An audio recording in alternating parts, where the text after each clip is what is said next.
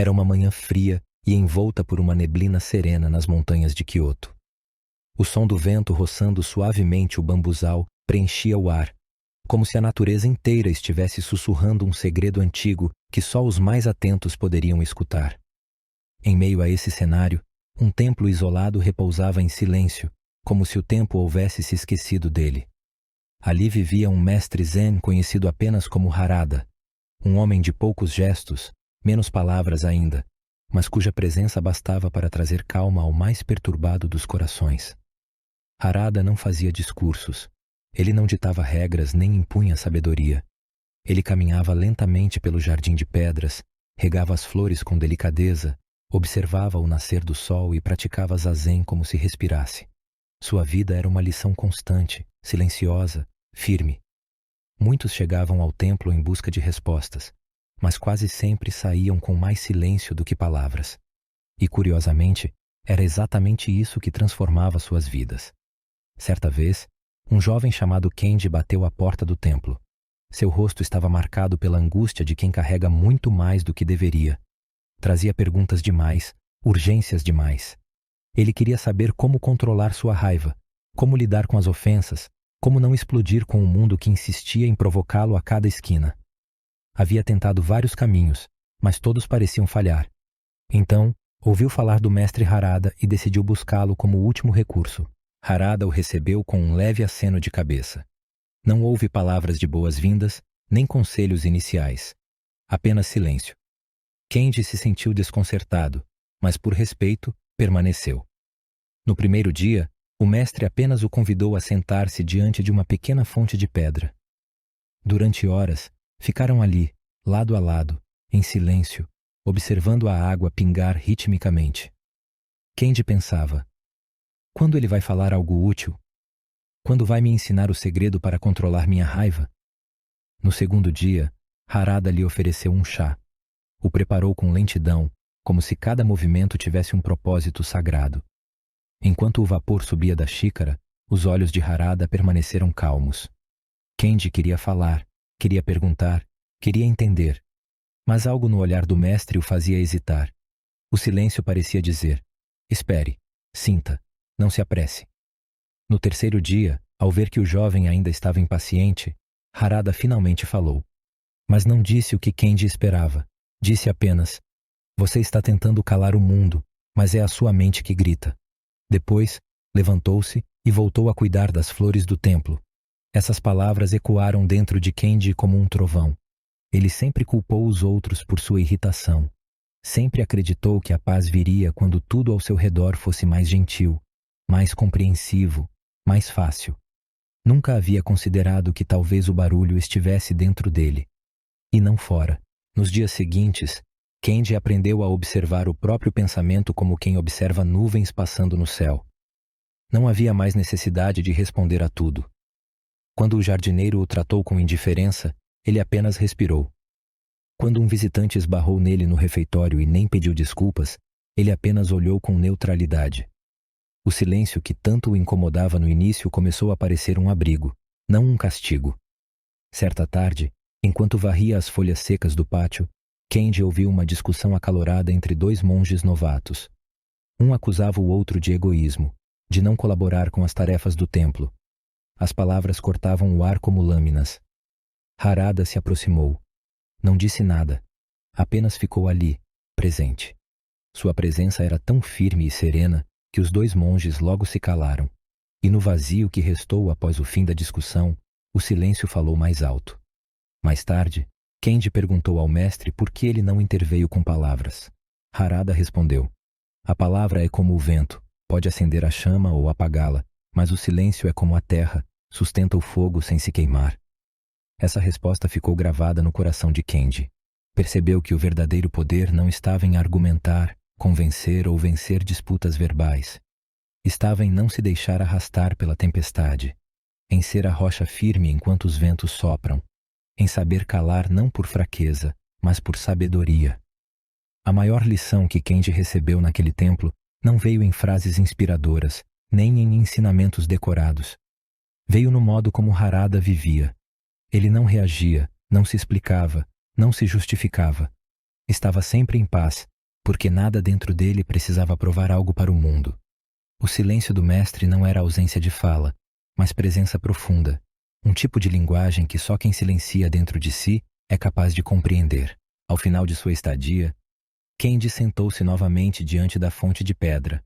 A água ainda pingava no mesmo ritmo, mas algo havia mudado. Ele agora ouvia cada gota como se fosse um ensinamento. Percebia que a sabedoria não precisa de alarde. Ela se manifesta em pequenos gestos, em atitudes silenciosas, em olhares que não julgam. Quando partiu, o mestre apenas acenou. Nenhum adeus, nenhuma bênção, nenhuma instrução final. Mas Kendi sentiu que levava consigo algo muito mais valioso do que qualquer palavra poderia conter. Levava o silêncio, aquele que cura, protege, ensina e transforma.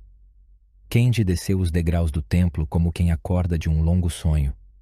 O mundo ao redor parecia o mesmo, mas ele sabia que havia mudado.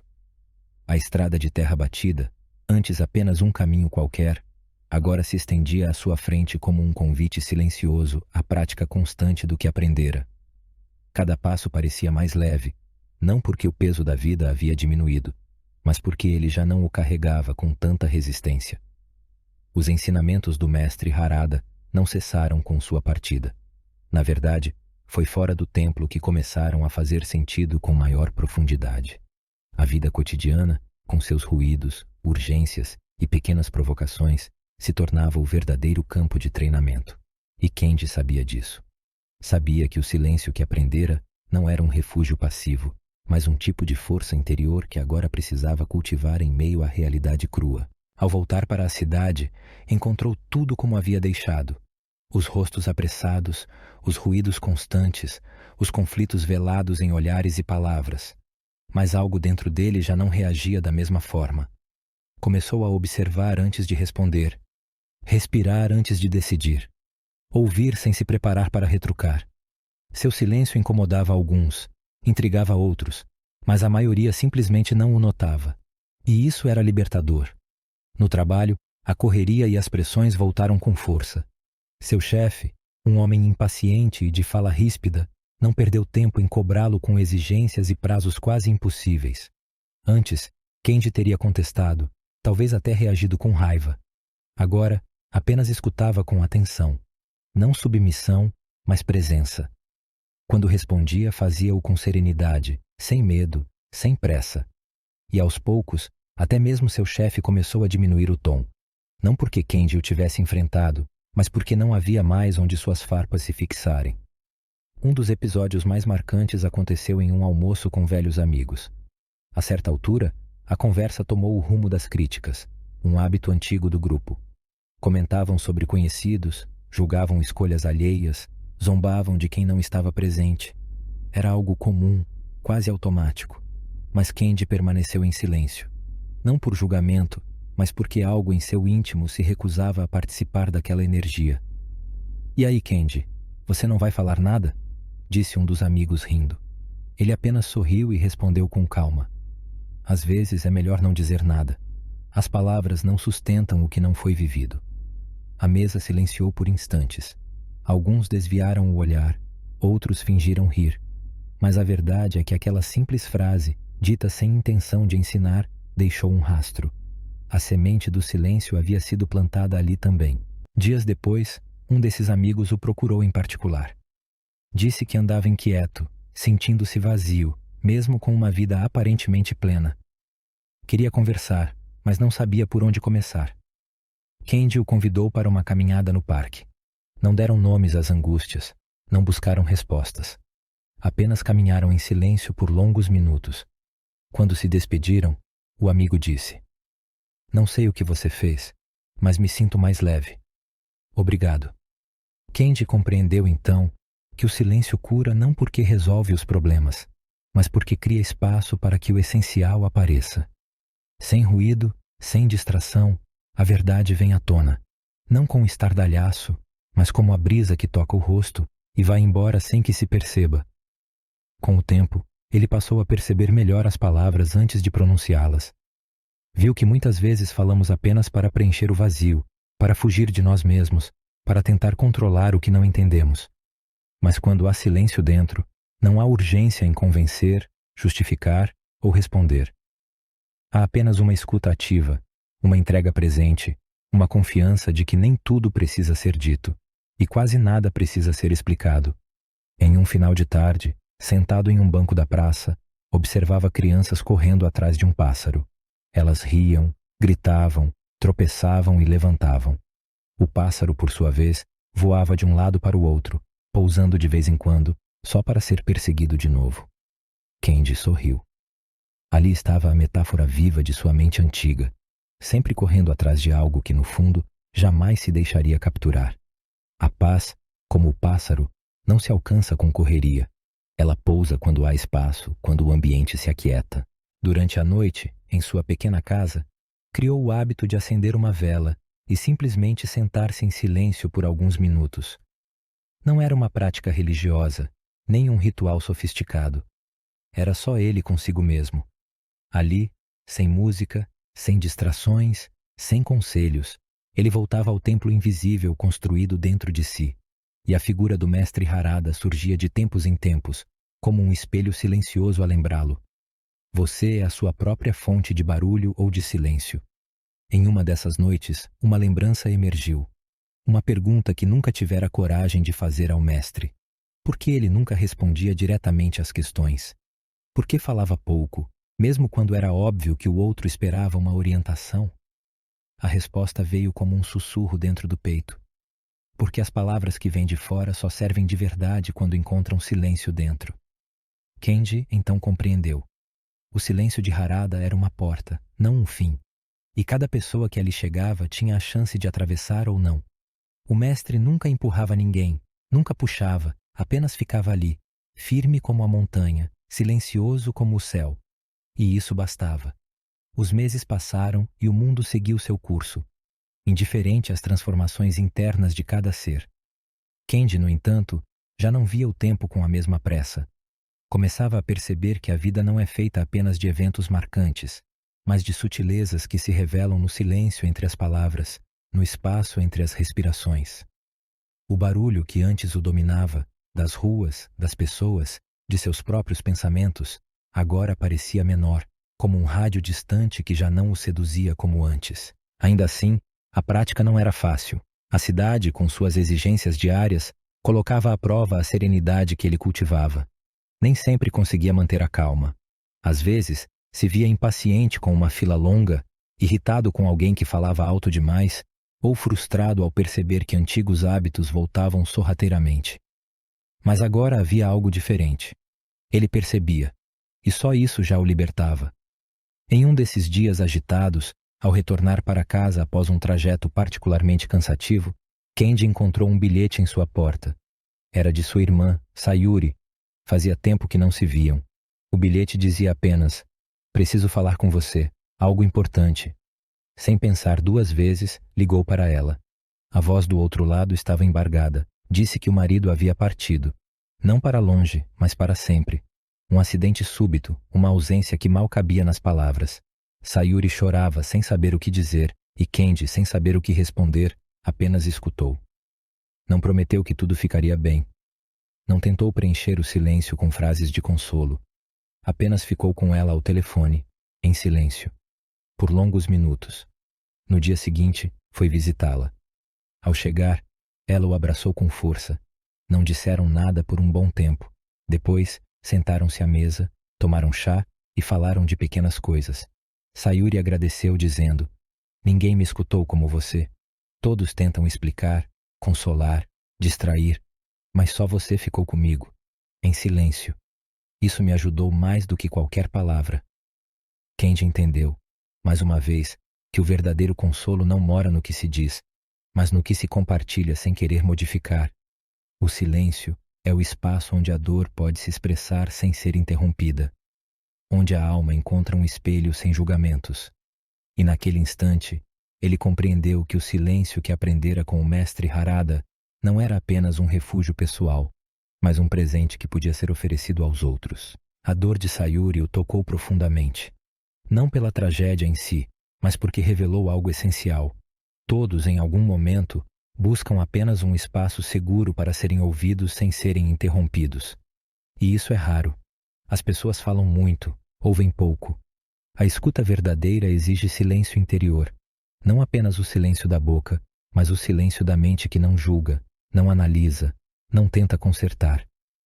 Nos dias seguintes, Kenji passou a prestar mais atenção a como as pessoas conversavam. Percebeu que muitos só esperavam sua vez de falar, como se a escuta fosse apenas uma pausa estratégica.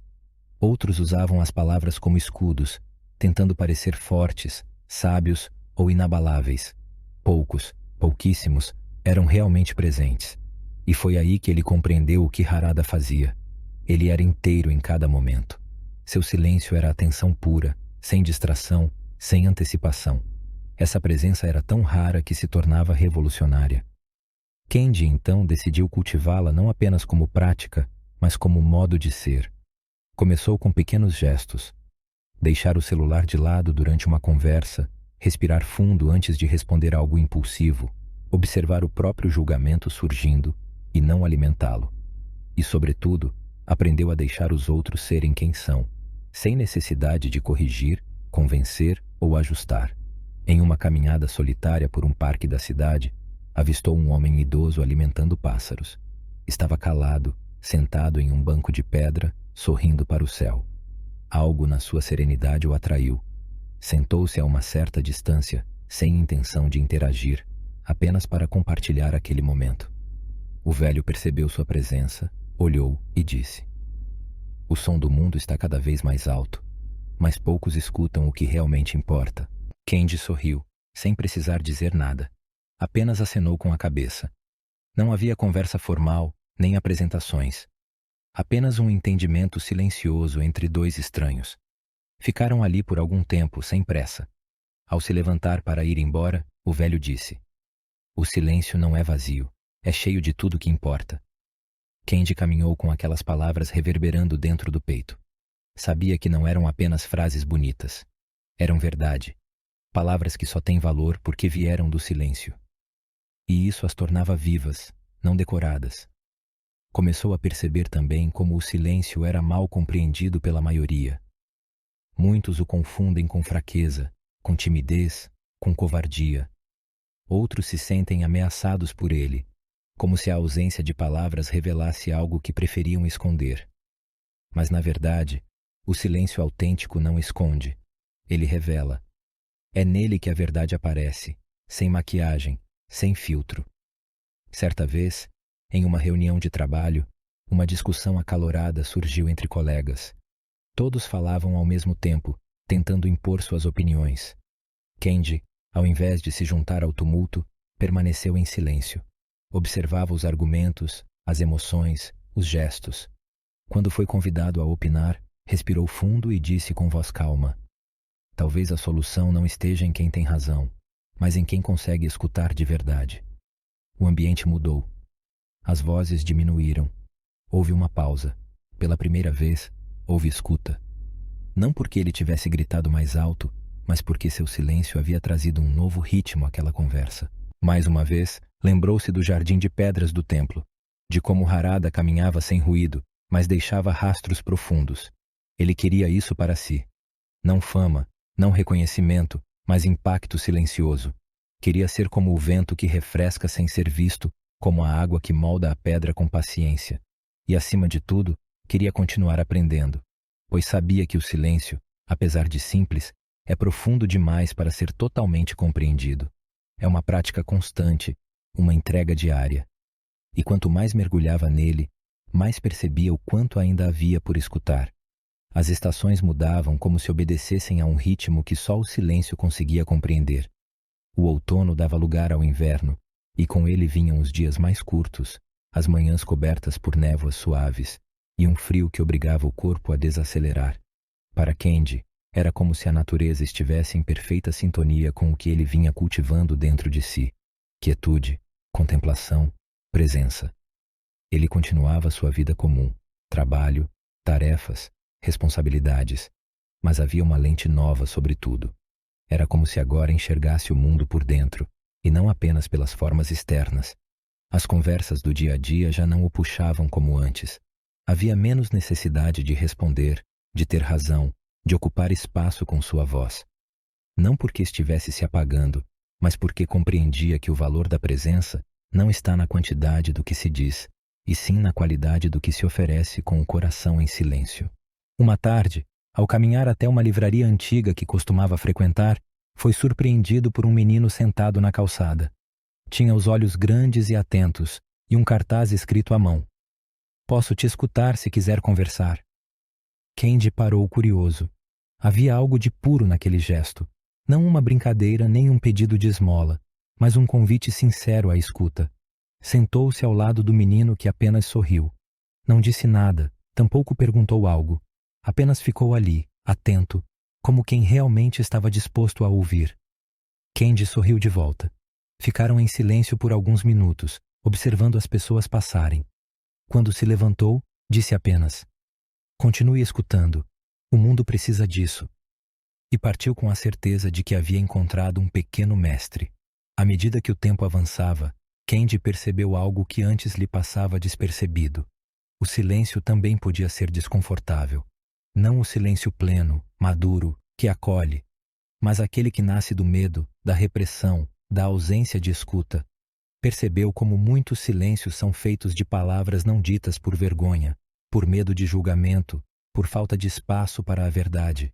E compreendeu que o silêncio verdadeiro não é a ausência de voz, mas a ausência de ruído. É o espaço onde a verdade pode ser dita com leveza e ouvida sem defesa. Esse discernimento o levou a aprofundar sua presença com as pessoas. Começou a notar em pequenos gestos onde havia silêncio fértil e onde havia silêncio sufocado. Com sua irmã, por exemplo, percebeu que às vezes ela se calava não por serenidade, mas por cansaço, e passou a perguntar menos: "Como você está?" e mais: "Você quer falar sobre isso?" E depois apenas escutar, sem respostas prontas, sem análises, apenas com o coração aberto. Numa noite de inverno, foi convidado para uma roda de conversa em um centro cultural local. O tema era o poder da escuta em tempos de ruído. Havia ali psicólogos, professores, artistas. Todos falavam com eloquência sobre técnicas, teorias, experiências. Quando chegou sua vez de falar, Candy respirou, olhou nos olhos de todos e permaneceu em silêncio por alguns segundos. Depois disse: "O que me ensinou a escutar não foi um livro, nem uma técnica. Foi um mestre que mal falava. E foi comigo mesmo que precisei aprender a ficar em silêncio primeiro, para só então ouvir o outro de verdade." Não houve aplausos imediatos. Apenas um silêncio denso, daqueles que não incomodam, mas que reverberam. Depois, lentamente, as pessoas começaram a se abrir, não com discursos, mas com partilhas sinceras. Uma senhora contou que nunca sentiu que alguém a escutasse em toda a sua vida. Um jovem revelou que sempre falou demais porque tinha medo de que seu silêncio fosse interpretado como fraqueza. Ali, naquela roda, não havia especialistas, só humanos tentando escutar e serem escutados. Depois daquele encontro, Candy passou a receber convites para falar sobre o que aprendia, mas recusava a maioria deles. Sentia que sua missão não era espalhar ideias, mas viver o que aprendia de forma tão autêntica que, se alguém o observasse em silêncio, pudesse entender. O exemplo, ele compreendia agora, fala mais alto que qualquer palavra. Era esse o ensinamento de Harada. E ele continuava aprendendo a cada dia, mesmo longe do templo. Com o tempo, começou a frequentar um pequeno grupo de meditação semanal, não como guia, mas como praticante. Lá, conheceu pessoas que, como ele, buscavam quietude em meio ao caos. Não falavam muito entre si, mas compartilhavam o mesmo espaço interno. Era uma irmandade silenciosa. Depois das práticas, alguns ficavam sentados sob uma árvore, observando as folhas caírem, como se aquele simples gesto encerrasse todo o sentido da existência. E talvez encerrasse mesmo. Um dia, ao fim de uma dessas sessões, uma jovem se aproximou e perguntou: "Como você lida com as palavras que doem?" Candy pensou por alguns instantes. Depois respondeu com voz baixa: "Deixo que elas entrem e passo um tempo com elas em silêncio. Às vezes, elas só querem ser vistas. Quando são ignoradas, gritam. Quando são combatidas, ferem. Mas quando são escutadas em silêncio, elas perdem a força e se transformam." A jovem ficou em silêncio. Seus olhos se encheram d'água. Disse apenas: Obrigada, e se afastou. Candy não perguntou seu nome, nem quis saber mais. Sabia que aquele momento havia sido suficiente. Na volta para casa, pensou em como tudo havia começado. Um jovem inquieto, cheio de perguntas, que buscava soluções como se fossem respostas prontas. E agora ali estava ele, caminhando devagar pelas ruas da cidade, escutando cada passo, cada ruído, cada ausência de som como parte de uma sinfonia que antes passava despercebida. A vida era a mesma. Ele não.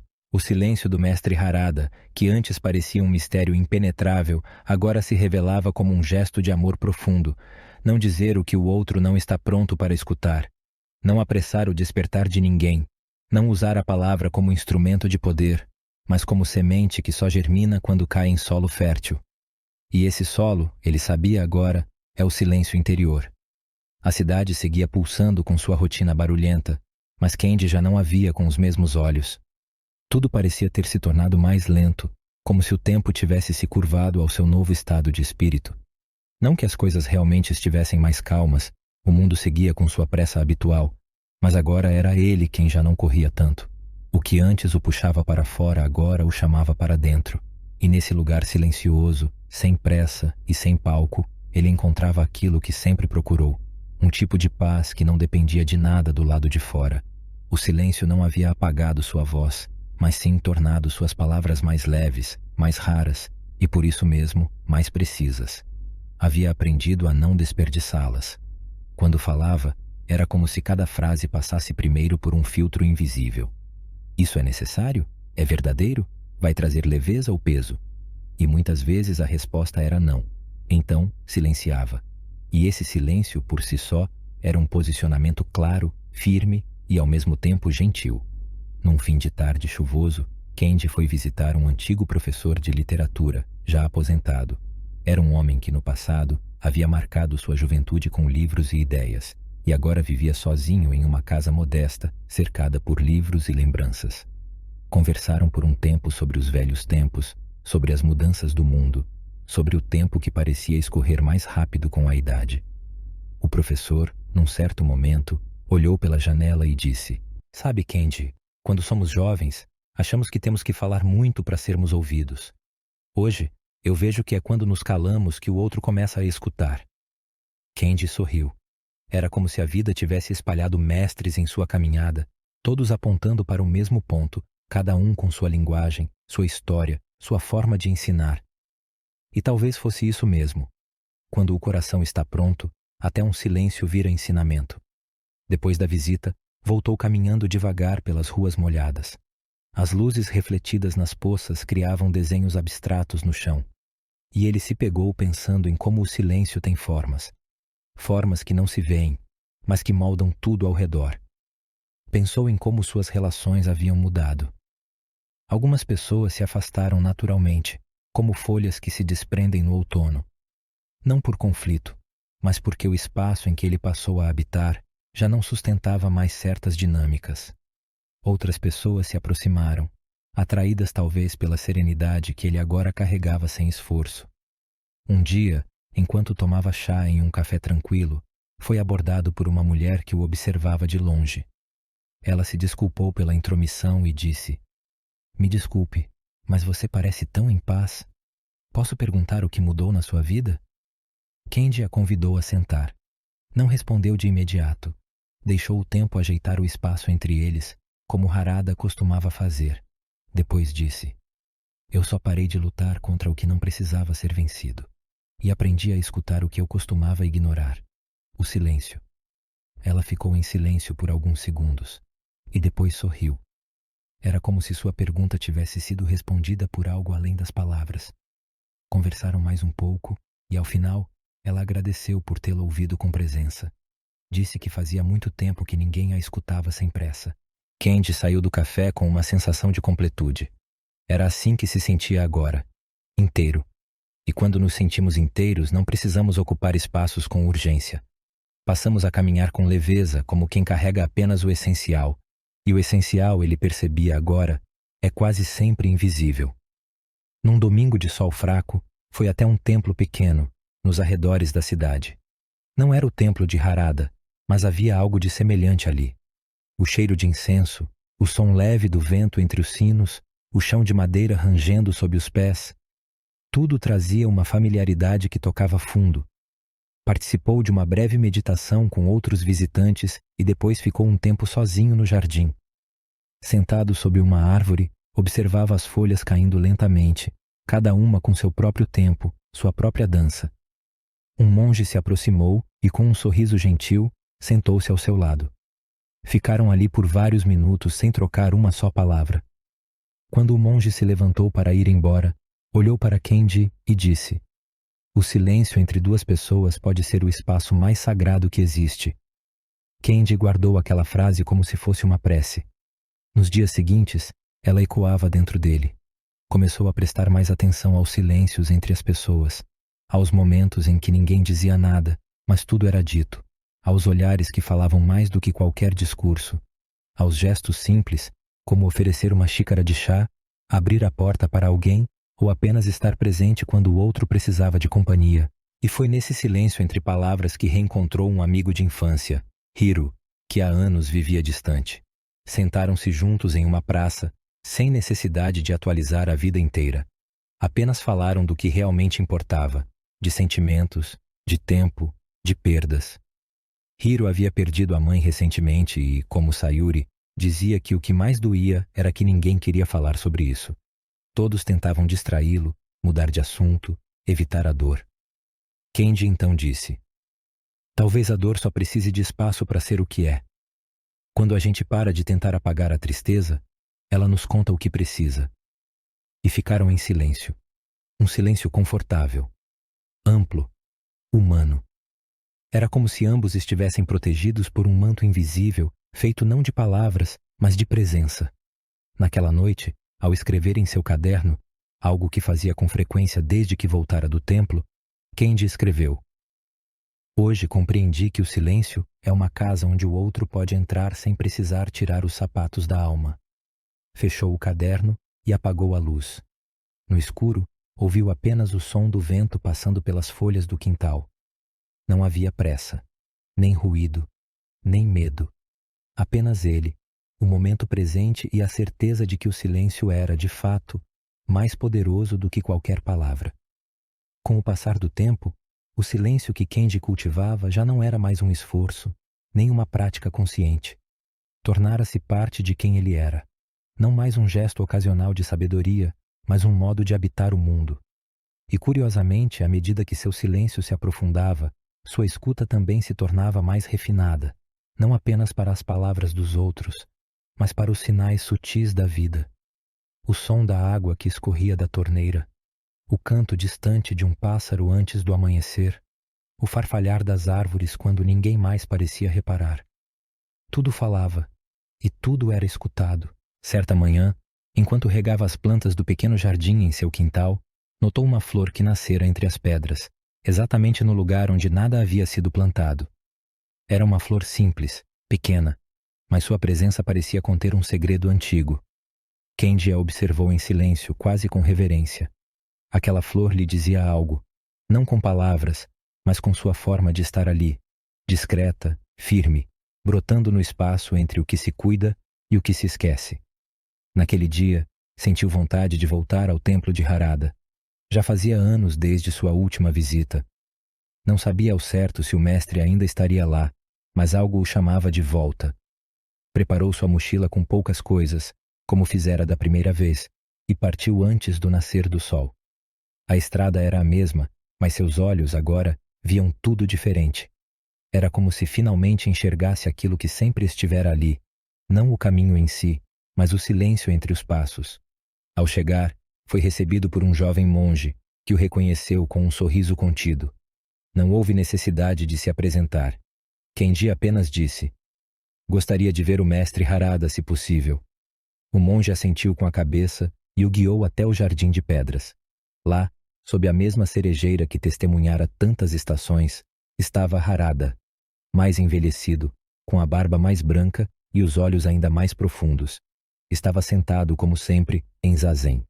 Quando Kendi se aproximou, o mestre apenas abriu os olhos e sorriu suavemente, como quem diz: "Eu sabia que você voltaria." Não disseram nada. Sentaram-se lado a lado. O tempo passou como passa a brisa entre os bambus, sem pressa, sem ruído, sem avisar. Quando finalmente se levantaram, caminharam juntos pelo templo, sem trocar palavras. Harada o levou até um pequeno cômodo, onde havia um vaso antigo com flores frescas. Apontou para o vaso e com a voz baixa disse: "A flor não escolhe onde brotar, ela apenas floresce, e isso basta." Kendi compreendeu que aquilo era uma resposta, talvez a pergunta que nunca fizera diretamente. Por que ele, entre tantos caminhos, havia encontrado o silêncio? Por que aquela transformação tão discreta, tão interior, era ao mesmo tempo tão radical? Era porque, como a flor, ele aprendera a brotar no espaço que a vida oferecia, mesmo quando esse espaço parecia duro, áspero, improvável. Passou alguns dias no templo, agora não como um discípulo em busca de respostas, mas como alguém que sabia se sentar em silêncio ao lado das perguntas. Observava os monges novatos, as tarefas simples, o ciclo constante do dia que começa e do dia que termina. E em cada gesto encontrava a mesma sabedoria que o tocara anos antes. A paz não é algo que se busca, é algo que se permite. Certa noite, Harada o convidou para partilhar um chá. Sentaram-se diante de uma janela aberta. A lua cheia refletia sobre o lago e o som das cigarras preenchia o ar. Kendi serviu o chá com a mesma reverência que havia aprendido ali, e ao entregar a xícara ao mestre disse: "O silêncio me mostrou tudo o que as palavras nunca conseguiram." Harada assentiu. Tomou um gole do chá e respondeu com suavidade: "Quando o silêncio é pleno, ele já contém todas as respostas."